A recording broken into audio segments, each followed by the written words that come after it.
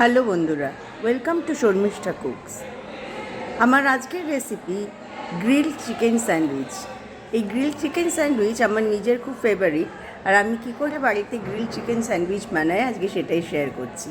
Hopefully আপনাদের ভালো লাগবে, আর ভালো লাগলে ভিডিওটা অনেক অনেক করে শেয়ার করে দেবেন, আর সঙ্গে থাকবেন। যারা নতুন দেখছেন তারা প্লিজ চ্যানেলটাকে ফলো করবেন, সাবস্ক্রাইব করবেন।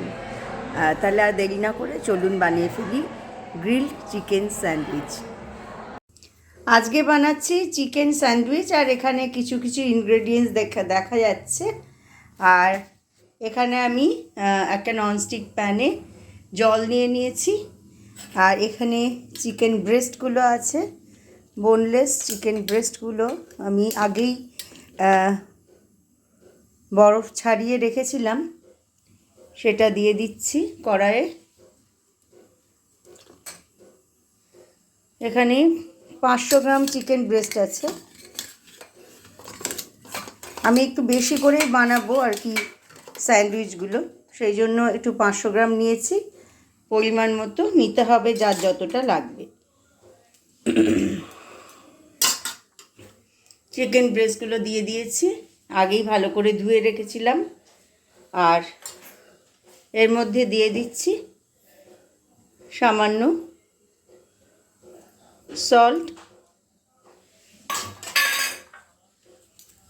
দুটো তেজপাতা, গোটা গোলমরিচ,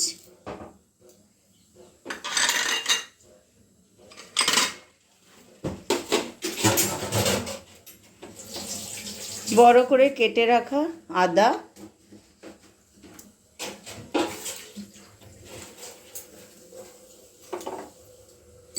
আর দিচ্ছি ছাড়িয়ে রাখা কিছু গার্লিক। এই যে আদা, তারপরে গার্লিক, মানে রসুন, তেজপাতা, গোলমরিচ, লবণ দিলাম, এতে কিন্তু ফ্লেভারটা ভীষণ সুন্দর হবে চিকেনের মধ্যে। চিকেন যখন বয়েলড হচ্ছে তার মধ্যেই কিন্তু এই রসুন আদার ফ্লেভারটা, তেজপাতার ফ্লেভারটা ভেতরে চলে যাবে, এবং যার জন্য স্টাফিংয়ের চিকেনের স্বাদটাই কিন্তু বদলে যাবে। সেই জন্য এগুলো দেওয়া।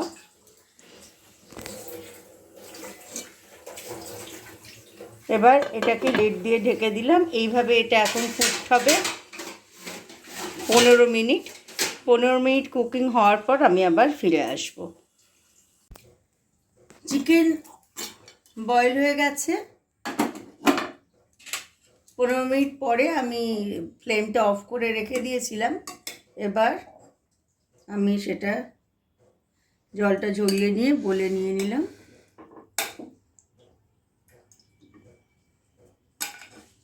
আর এই চিকেন স্টকটা কিন্তু ইজিলি চিকেন স্যুপে ইউজ করা যেতে পারে, সেই জন্য চিকেন স্টকটা রেখে দেওয়া যাবে। এবার এই ফর্ক দিয়ে, একটা চামচ দিয়ে চেপে ধরে ফর্ক দিয়ে চিকেনটাকে এইভাবে শেড করে নেব। খুব সহজেই কিন্তু এরমভাবে ছাড়ানো হয়ে যাবে। চিকেনটা শেড করা হয়ে গেছে। এর মধ্যে দিয়ে দিলাম পরিমাণ মতো সল্ট,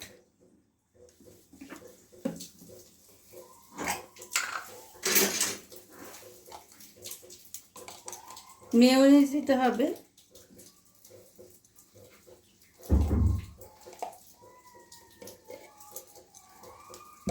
মেয়োনিজটা একটু লাগে আর কি বেশি, কারণ মেয়োনিজটা দিয়েই তো মাখতে হবে। মেয়োনিজ দিলাম।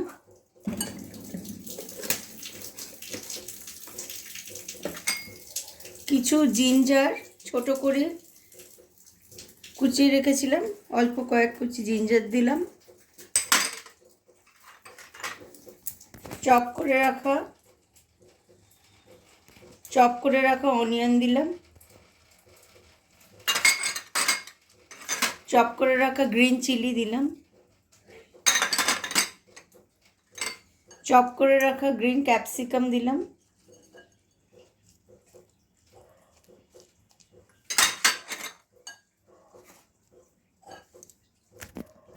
গ্রেট করে রাখা চিজ দিলাম।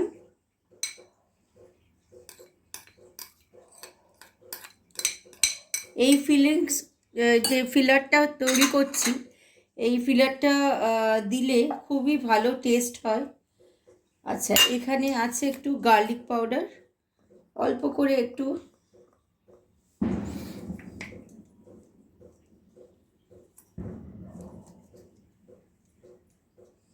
সামান্য গার্লিক পাউডার দিয়ে দিলাম। মেয়োনিজ দিয়ে পুরো ইনগ্রেডিয়েন্টসটা মাখা হয়ে গেছে। এবার লাস্টলি দিচ্ছি একটু টমেটো সস।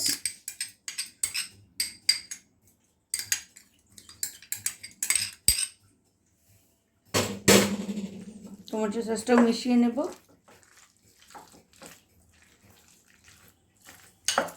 এবার আমার যে ফিলিংটা দেব স্যান্ডউইচে, সেটা কিন্তু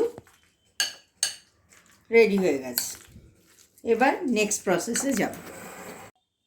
এবার ব্রেড নিয়ে নিয়েছি, ব্রেডে হালকা করে বাটার দিয়ে নিচ্ছি।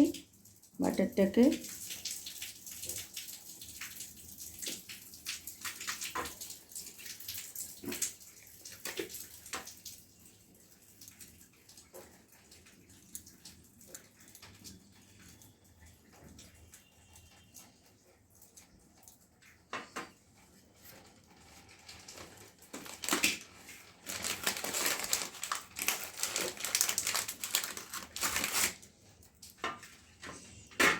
যেদিকে আমি বাটারটা লাগিয়েছি এটাকে আমি ঘুরিয়ে দেব এই পাশে আমি, কারণ ওই দিকটা গ্রিলিং হবে।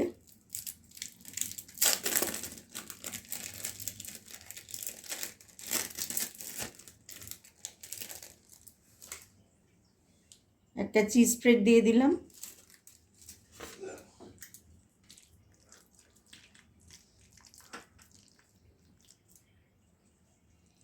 এবার আমি এই যে ফিলিংটা, এটাকে স্প্রেড করে দেবো এর মধ্যে ভালো করে, একদম কোণ পর্যন্ত।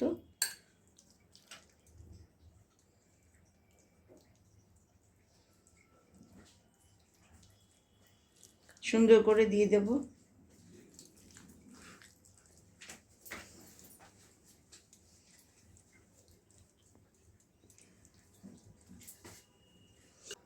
আচ্ছা, এবার আমি এটা দিয়ে ঢেকে দিলাম। আর একটা ব্রেড রেডি করে নেব।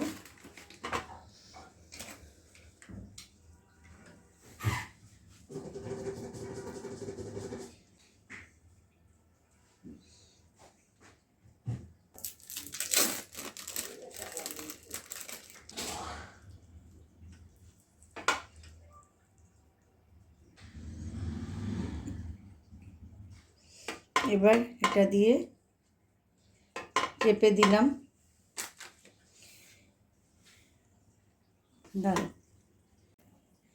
এই স্যান্ডউইচ গ্রিলারের বেসটাতে ভালো করে একটু প্রিহিট করে বাটার ব্রাশ করে রেখেছিলাম।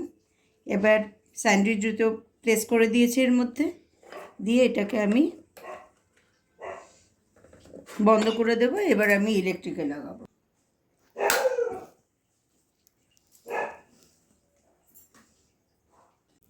দেখো কি সুন্দর গ্রিল স্যান্ডউইচ তৈরি হয়ে গেছে, আর ভীষণই ক্রিস্পি হয়, টেস্টও ভীষণ সুন্দর হয়।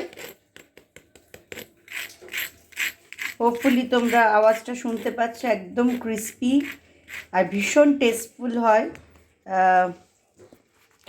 এরকমভাবে স্যান্ডউইচ বানিয়ে তোমরা আমাকে জানিও তোমাদের কেমন লেগেছে। এবার আমি সার্ভ করব। আমার গরম গরম গ্রিলড স্যান্ডউইচ রেডি, এবং গ্রিলড চিকেন স্যান্ডউইচ এটা। হোপফুলি আপনাদের ভালো লাগলো। খুবই সহজ পদ্ধতিতে বানালাম। আর যাদের বাড়ি এইরকম গ্রিলার নেই তারাও কিন্তু তাওয়াতে দুটো পিঠ ভালো করে ফ্রাই করে নিলেন। পুরো ফ্রাই তো না, এটা শ্যালো যেমন করে আমরা সেঁকে নিই সেই রকম করতে হবে, একটু বাটার লাগিয়ে করতে হবে, তাহলেও কিন্তু ভালো হবে। শুধু এই গ্রিলিংয়ের মার্কগুলো আসবে না, এটাই আর কি। তো হোপফুলি আপনাদের ভালো লেগেছে। আবার ফিরে আসবো নতুন কোনো ভিডিও নিয়ে।